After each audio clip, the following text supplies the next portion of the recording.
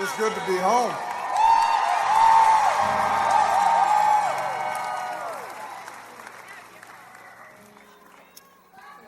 I love you back.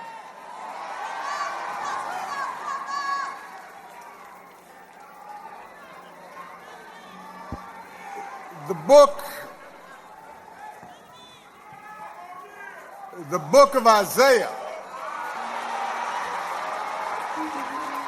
Where are you at? Now, see, I believe in the Constitution.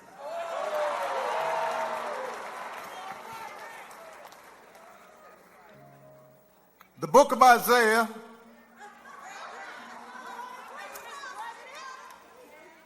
God is looking for a messenger to guide a hardened and resistant people. And the Lord asks, whom shall I send?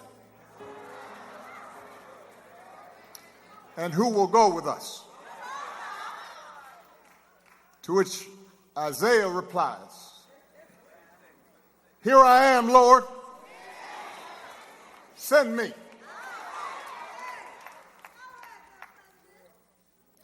To Mother Jackson and the Jackson family, to President and Mrs. Biden, President and Secretary Clinton, Vice President Harris, Pastor Dates, my old friend, though he looking good, Reverend Meeks, Reverend Jenkins. It is an honor to join you today to celebrate the Reverend Jesse Lewis Jackson, a man who, when the poor and the dispossessed needed a champion, and a country needed healing, stepped forward again and again and again and said, send me.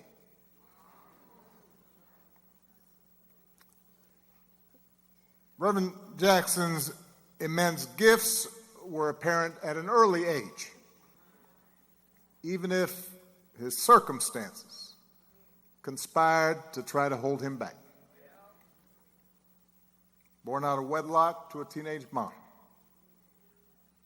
growing up under the oppressive cloud of segregation, confined to schools, sports facilities, movie theaters that were separate and unequal.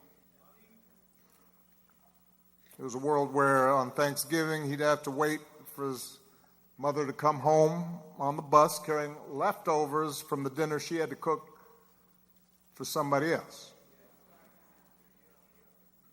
A world designed to tell a child that he or she could only go so far.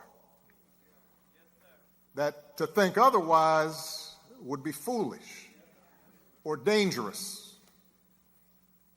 And that wisdom required you to accept your lot in life. And young Jesse refused to accept that verdict. He was a born leader, an athlete, a talker, knew how to talk, star quarterback, student body president. He could have succeeded within the confines that were determined for him and had a successful life. But like so many of his generation, so many extraordinary civil rights leaders in the late 50s and 60s, that Joshua generation, he instinctively understood that individual success meant nothing unless everybody was free.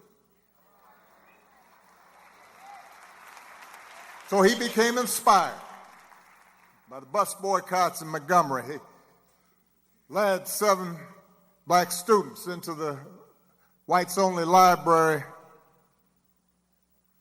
sitting down and getting arrested for reading. Think about that.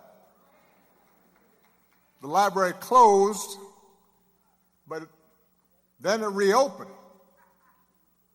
And when it did, it was open to everyone. Send me, Jesse said, even as a young man, and the world got a little bit better.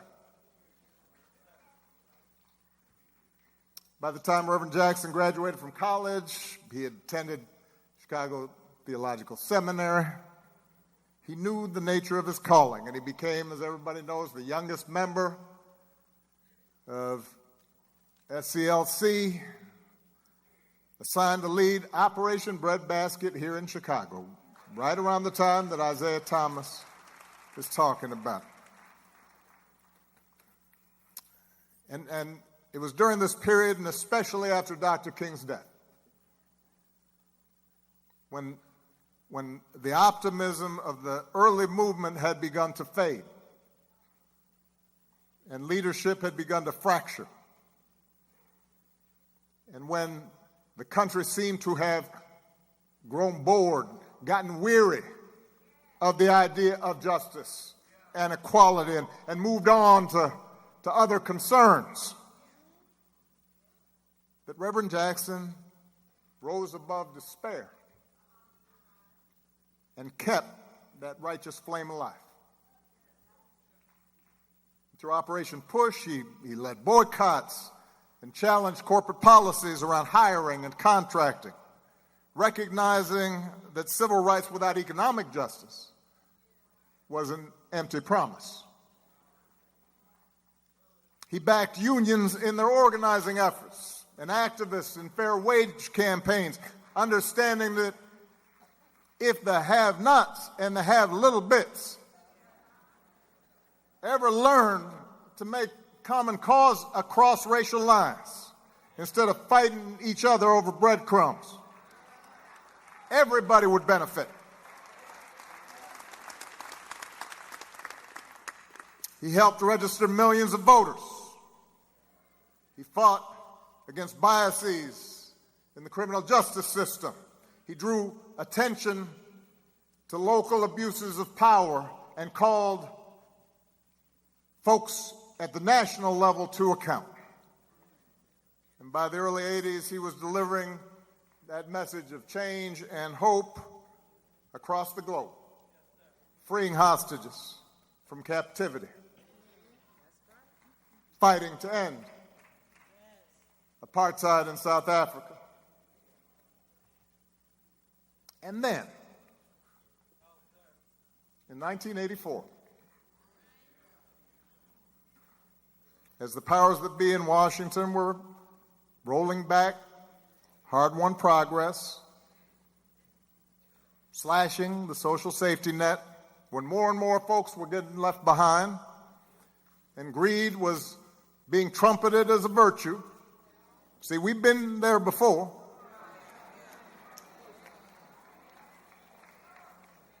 He stepped forward once again and said, "Send me." He ran for the presidency of the United States of America. I had just graduated from college during that first campaign. And I was living in New York at the time. I was working to pay off my student loans, eating a lot of tuna fish and Campbell soup. And if I went to a diner, I'd grab some extra crackers, put them in my pocket. And I was inspired by the civil rights movement. And I had in my mind to work for social justice. But even though I was full of good intentions, I was uncertain of how to serve and fighting off self-doubt. And I remember how, at the time, plenty of people, including, plenty of black folks,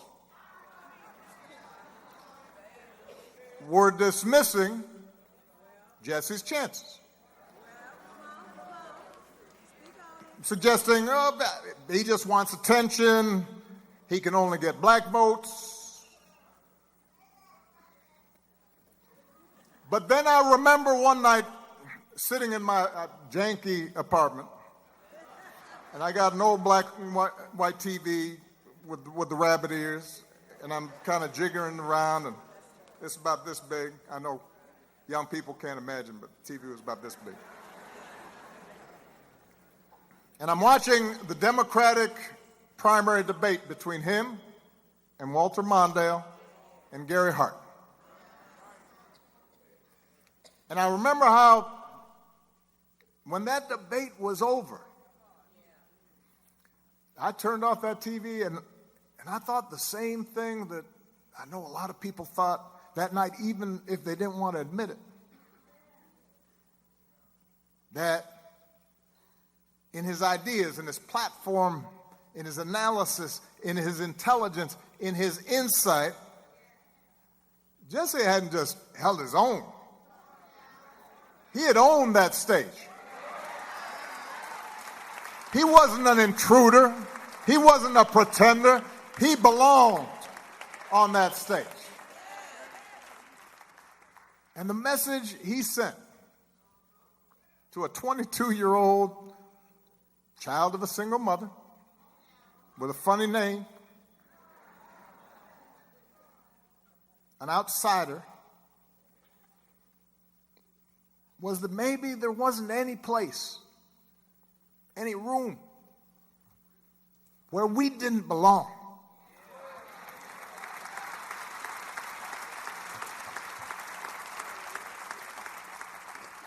And that message of fairness and dignity, of justice and hope, that's what the Rainbow Coalition was all about. In 1984, and then again in 1988, Jesse didn't just speak to black folks. He spoke to white folks and Latinos and Asian Americans and the first Americans. He spoke to family farmers and environmentalists. He spoke to gay rights activists when nobody was talking to gay rights activists and blue-collar workers. And he gave them the same message, that they mattered, that their voices and their votes counted. He invited them to believe. He invited us to believe in our own power to change America for the better.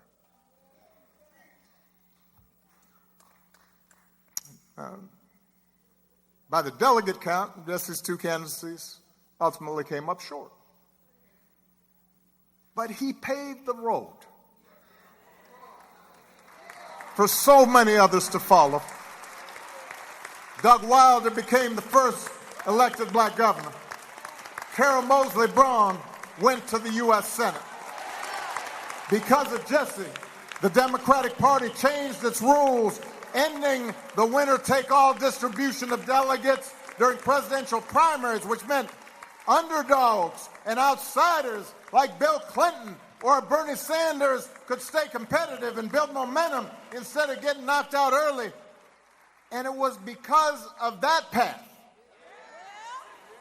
that he had laid, because of his courage, his audacity, that 2 decades later, a young black senator from Chicago's South Side would even be taken seriously as a candidate for the presidential nomination.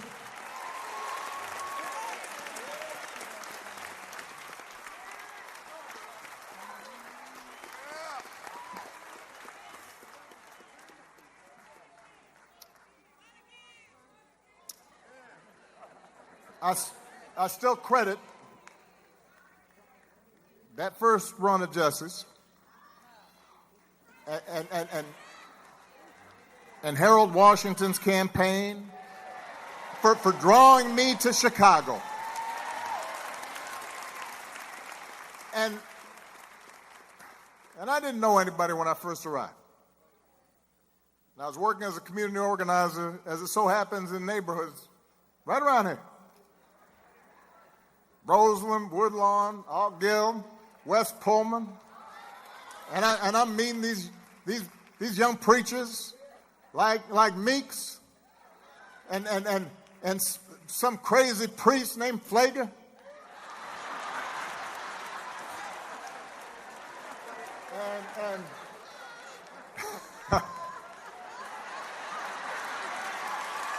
And I guess Jenkins was running around, but he's kind of young.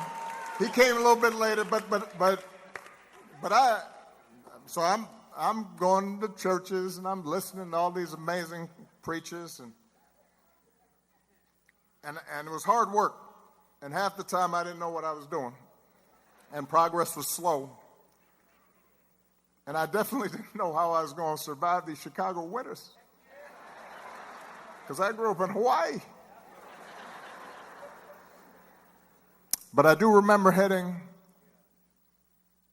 to the Push headquarters some Saturday mornings to listen and learn from Reverend Jackson. And y'all remember how on some mornings, if there was a major issue going on, the room would be packed to the rafters. And sometimes some celebrity just wanders in. And then some mornings it was kind of low-key. Either way, though, the announcements would be made, and Reverend Barrow would say a prayer, and Jesse'd sit there, and then finally he'd gather himself up and stand, and he'd start kind of slow, you know, and sometimes he'd talk kind of low, so you couldn't quite catch what he was saying, so everybody lean in. And over time, it was that same boundless energy that would emerge, and that same passion and that same insight. And he'd offer you a master class in economics on a Saturday morning. And he'd give you a seminar on American history and American politics. And he'd make complicated things plain. And he'd tell stories that would make you laugh 1 minute and cry the next. And whether you were a bus driver or a teacher or a business leader or a young organizer, you came away from those meetings with a better understanding of how the world worked, how power worked. And more importantly, he made you believe that if we came together, we could make the world work better. Now, we've been talking about Jesse telling us we are somebody. I am somebody. And he wasn't just talking to young black boys like Isaiah, though he loved them fiercely. He wasn't just talking to young black girls to help them believe, though he believed in them. He was talking about everyone who was left out, everyone who was forgotten, everyone who was unseen, everyone who was unheard. And in that sense, he was expressing the very essence of what our democracy should be. The ideals at the very heart of the American experiment. The belief that regardless of what we look like or how we worship, regardless of where our ancestors come from or how much money we got, we're all part of the American family. We're all endowed with the same inalienable rights to life and liberty and the pursuit of happiness. We're all obligated to answer the call and step forward and take responsibility for making wrongs right and for caring for our neighbors and bringing the reality of America a step closer to its glorious ideals. And answering that call isn't always easy. And Reverend Jackson and his family knew that better than most.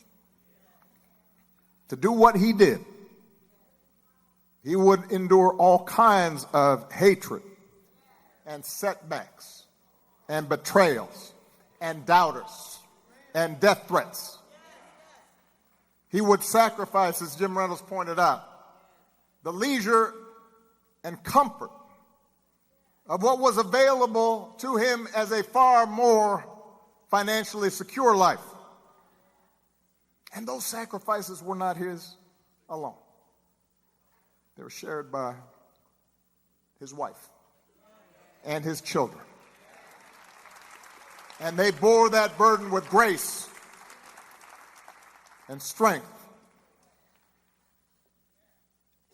I got to know the Reverend and his family over the years, and as I watched his children follow his example of service, I came to appreciate the conviction that drove him, that he had passed on, the faith that guided him and that he had passed on.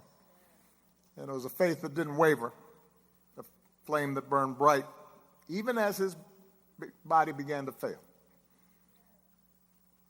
The last time he and I had a chance to visit in person, he was already ailing. It was getting difficult for him to stand, difficult for him to speak. We were in Hyde Park, in a hotel room. I embraced him and figured we'd just have a low-key visit. Maybe he'd need some rest. And he starts coming up with this project and this initiative and issues I needed to look into. And here's some commentary that he would suggest, and some phrasing that he thought might work, and maybe we might co-write an article.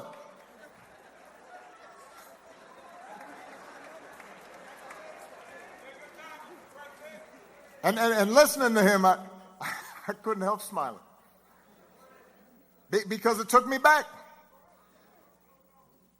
And I started reminiscing with him about those Saturday mornings at Push and the breakfast that he'd host, you know, away from the full meeting. And I didn't get a chance to go to that until I was a state senator, and probably Meeks invited me. So I was like, you know, I was tagging along with Meeks. And he'd pull out a piece of paper. You know, he'd scribbled some stuff, and he'd start passing out assignments and pulling together working groups and asking for updates on the latest campaign. And I'll admit, let's face it, those sessions could run a little long and did not always follow Robert's Rules of Order.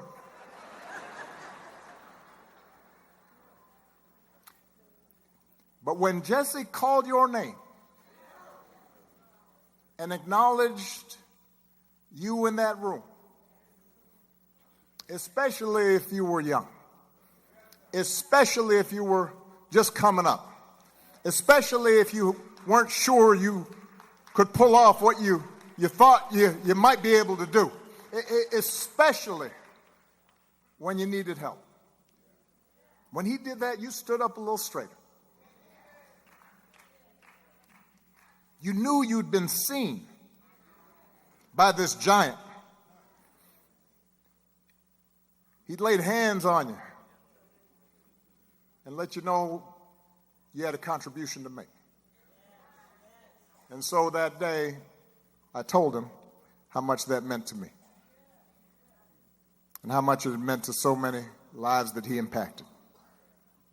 And I told him thank you, because I'd always be grateful for that legacy of hope.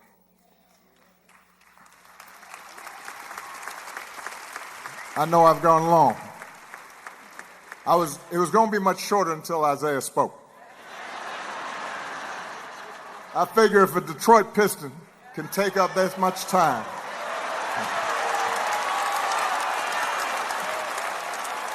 it was beautiful, and I mean that.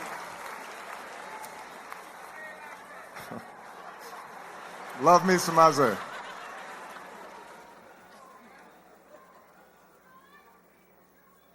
We are living in a time when it can be hard to hope.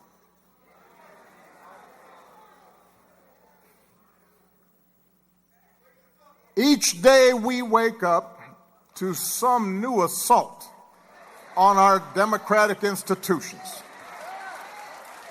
Another setback to the idea of the rule of law.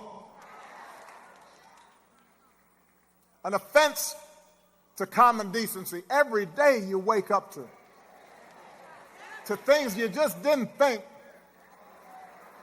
were possible. Each day we're told by those in high office to fear each other and to turn on each other, and that some Americans count more than others, and that some don't even count at all. Everywhere we see greed and bigotry being celebrated, and bullying and mockery masquerading as strength.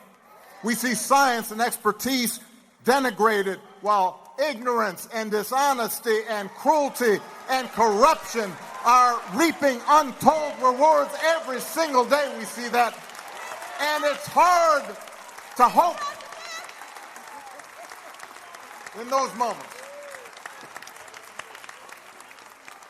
So it may be tempting to get discouraged, to give in to cynicism. It may be tempting for some to compromise with power and grab what you can, or even for good people to maybe just put your head down and wait for the storm to pass. But this man, Reverend Jesse Lewis Jackson, inspires us to take a harder path. His voice calls on each of us to be heralds of change, to be messengers of hope, to step forward and say, send me.